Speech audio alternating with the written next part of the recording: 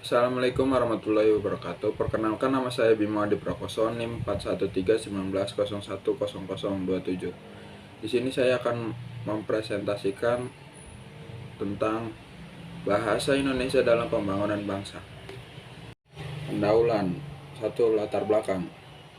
Hal ini merupakan fungsi dasar bahasa yang tidak dihubungkan dengan situasi dan nilai-nilai sosial. Setelah dihubungkan dengan kehidupan sehari-hari, yang di dalamnya selalu ada nilai-nilai dan status bahasa tidak dapat ditinggalkan. Bahasa mempunyai fungsi-fungsi tertentu yang digunakan berdasarkan kebutuhan seseorang. Karena dengan menggunakan bahasa Indonesia, seseorang juga dapat mengekspresikan dirinya. Fungsi bahasa sangat beragam.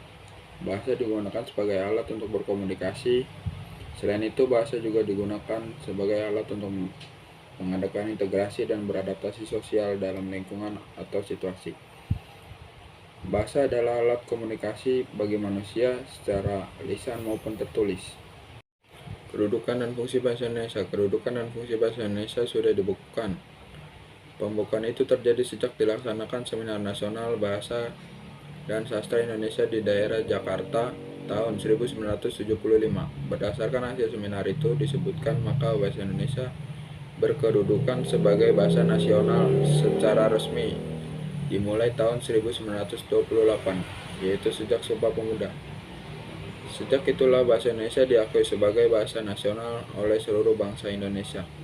Dalam kedudukan sebagai bahasa nasional, bahasa Indonesia mempunyai 4 fungsi, yaitu sebagai lambang kebulatan semangat kebangsaan Indonesia, 2. sebagai lambang identitas nasional, 3. sebagai alat penyatuan berbagai masyarakat yang berbeda-beda latar belakang kebahasaan, kebudayaan, kesukuan ke dalam satu masyarakat nasional, dan sebagai alat perhubungan antar suku, antar daerah, dan antar budaya. Selain sebagai bahasa nasional, bahasa Indonesia juga sebagai bahasa negara. Dalam kedudukannya sebagai bahasa negara secara resmi dimulai tahun 1945. Selain sebagai bahasa nasional, bahasa Indonesia juga sebagai bahasa negara. Dalam kedudukannya sebagai bahasa negara secara resmi dimulai tahun 1945. Bahasa Indonesia sebagai bahasa negara, artinya bahasa Indonesia harus digunakan oleh seluruh masyarakat Indonesia dalam situasi formal yang berhubungan dengan masalah kenegaraan. Sebagai bahasa negara, bahasa Indonesia juga mempunyai 4 fungsi, yaitu 1. sebagai bahasa resmi pemerintahan, 2. sebagai bahasa pengantar di dunia pendidikan, 3. sebagai alat perhubungan pada tingkat nasional untuk kepentingan perencanaan dan pelaksanaan pembangunan, 4. sebagai alat pengembangan kebudayaan, ilmu pengetahuan, dan teknologi. Keempat fungsi itu harus dilaksanakan sebab minimal 4 fungsi itu memang sebagai ciri penanda bahwa suatu bahasa dapat dikatakan kedudukan sebagai bahasa negara. Pemakaian pertama yang membuktikan bahwa bahasa Indonesia sebagai bahasa resmi kenegaraan ialah digunakan bahasa Indonesia dalam naskah proklamasi kemerdekaan RI 1945.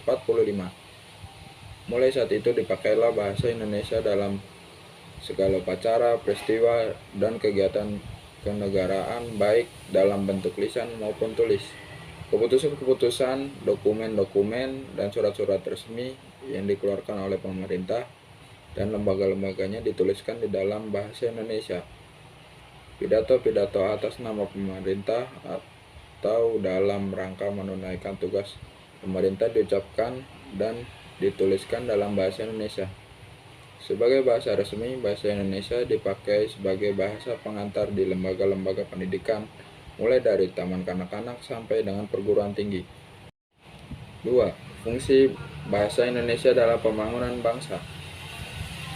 Pernyataan sikap bertanah air satu, tanah air Indonesia, berbangsa satu, bahasa Indonesia, dan penjunjung bahasa persatuan bahasa Indonesia. Dalam Kongres Pemuda 28 Oktober 1928 merupakan perwujudan politik bahasa Indonesia yang menempatkan bahasa Indonesia sebagai bahasa persatuan bangsa Indonesia. Bahasa Indonesia telah menyatukan berbagai lapisan masyarakat ke dalam satu kesatuan bangsa Indonesia. Bahasa Indonesia mencapai puncak titik perjuangan politik sejalan dengan perjuangan politik bangsa Indonesia dalam mencapai kemerdekaan pada tanggal 17 Agustus 1945. Hal ini dibuktikan dengan dijadikan bahasa Indonesia sebagai bahasa negara pada pasal 36 UUD 1945 dan juga hasil amandemen UUD Agustus tahun 2002.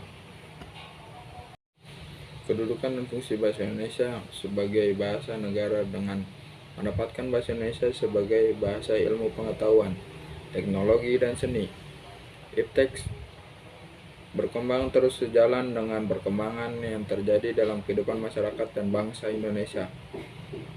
Perkembangan iptek yang didukung oleh perkembangan teknologi komunikasi dan informasi seperti internet, email, e-business, e-commerce, TV, edukasi, dan lain-lain melaju dengan pesat terutama memasuki abad ke-21 sekarang.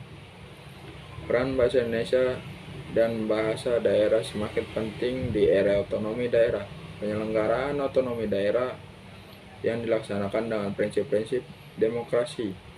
Peran serta masyarakat akan mendorong dan menumbuhkan prakarsa dan kreativitas daerah. Hal ini tercermin dari kewenangan-kewenangan yang diserahkan ke daerah dalam wujud otonomi yang luas, nyata, dan tanggung jawab. Dengan prinsip tersebut diharapkan dapat mengakselerasi pencapaian tujuan yang telah direncanakan dalam pembangunan masyarakat. Berdasarkan pasal 11 Undang-Undang Nomor 22 Tahun 1999, kewenangan daerah, kabupaten, dan daerah kota mencakup semua kewenangan pemerintah kecuali kewenangan bidang politik, luar negeri, pertahanan dan keamanan, peradilan, moneter, dan fiskal, agama, serta kewenangan di bidang lain yang bersifat lintas kabupaten atau kota. Kewenangan kabupaten atau kota meliputi bidang pekerjaan umum, kesehatan, pendidikan, dan kebudayaan, pertanian, perhubungan, industri dan perdagangan, penanaman modal, lingkungan hidup, pertahanan, koperasi, dan ketenaga kerja. Pengembangan bahasa termasuk sastra berhubungan dengan kewenangan pemerintah di bidang pendidikan dan kebudayaan baik yang memiliki pemerintah pusat, provinsi, dan kabupaten atau kota.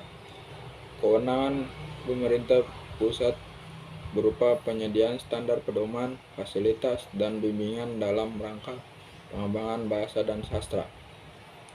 Sedangkan kewenangan untuk penyelenggaraan kajian sejarah dan nilai tradisional serta pengembangan bahasa dan budaya daerah merupakan bagian dari kewenangan provinsi.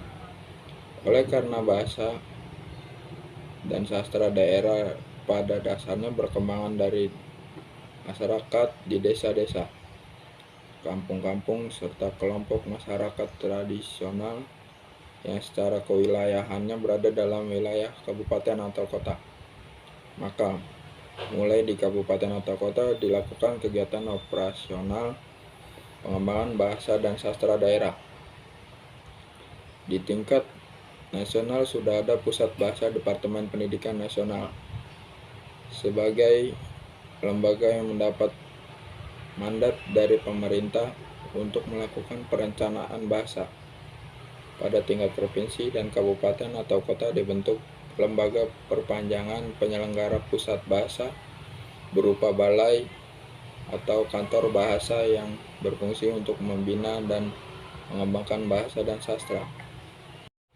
Manfaat. Ada dua manfaat berkaitan dengan tulisan ini. Dua manfaat tersebut adalah manfaat praktis, manfaat teoritis. Oke, manfaat praktis. Secara praktis tulisan ini bermanfaat bagi pembaca. Adapun manfaatnya adalah dapat memperluas wawasan pembaca yang berhubungan dengan kedudukan dan fungsi bahasa Indonesia, di samping memperluas wawasan tentang peranan bahasa Indonesia dalam pembangunan bangsa. Manfaat teoritis. Secara teoritis, tulisan ini mempunyai manfaat bagi ilmu pengetahuan. Dalam hal ini, manfaatnya adalah dapat menambah khazanah ilmu pengetahuan kedudukan dan fungsi bahasa Indonesia, termasuk peranan bahasa Indonesia dalam pembangunan bangsa. 3. Kesimpulan, jadi dapat disimpulkan bahwa 1. Kedudukan dan fungsi bahasa Indonesia dalam pembangunan bangsa, yakni sebagai perisai persatuan yang belum pernah dijadikan sumber permasalahan oleh masyarakat pemakai yang berasal dari beragam suku daerah. 2. Bahasa Indonesia berperan penting dalam pembangunan bangsa karena bahasa Indonesia merupakan bahasa resmi kenegaraan yang berperan penting dalam memajukan pembangunan masyarakat dalam aspek kehidupan, yang akhirnya mendorong kemajuan dalam berbagai aspek kehidupan dalam pembangunan bangsa. Yang terakhir adalah saran. Sebagai kaum intelektual, kita harus menjaga bahasa Indonesia agar menjadi bahasa yang dapat mempersatukan berbagai kelompok masyarakat. Hal ini dapat dilakukan dengan mengadakan pembinaan dan pengembangan bahasa Indonesia agar tercapai pemakaian yang cermat, tepat, dan efisien. Demikian presentasi bahasa Indonesia tentang bahasa Indonesia dalam pembangunan bangsa. Kurang lebihnya kami mohon maaf. Assalamualaikum warahmatullahi wabarakatuh.